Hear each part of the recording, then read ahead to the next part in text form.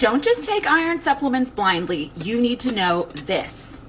I'm Marissa Fay. I'm a hormone and gut health expert. I help women reduce their symptoms or reverse their symptoms with natural methods and actually feel better. Recently, I did a post all about cold beverages, and a few people commented that they like chewing ice. And I shared that bodies are really smart. And so what you're craving is a great way to get some insight on what might be imbalanced in your body. And it just so happens, from a functional standpoint, when people chew on a lot of ice, we think about iron deficiency. And so I got this question: what I recommend if you have an iron deficiency. So around here, we practice root cause nutrition and wellness. That means we're always going to be digging deeper. So my first question is always going to be, how do you know you have an iron deficiency? Because you actually can't tell just from total iron in your blood.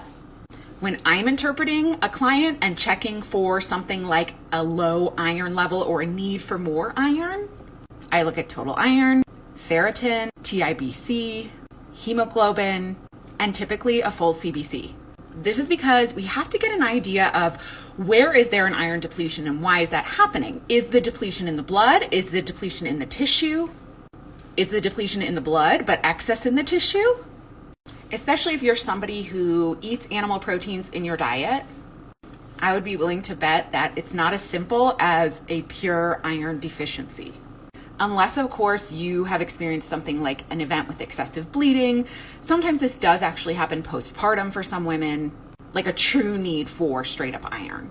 But be careful about what you take because a lot of iron can be constipating. That is when it's in supplement form. But some people who may go to the doctor and be told they have an iron deficiency actually have an issue like parasites. Parasites eat iron. Or they have an inflammation issue and iron is being stored in the tissue even though it's not in the blood. Or they have something called pernicious anemia, which is a need for more bioavailable B vitamins. So in all of these cases, just throwing an iron supplement at someone can oftentimes make things worse. So I'm not giving you a diagnosis, but for educational purposes, I am sharing that you need to dig a little deeper. One of the things I do for many of my clients is look at their blood work and give them a functional interpretation like that so that they can be more informed about what their body needs.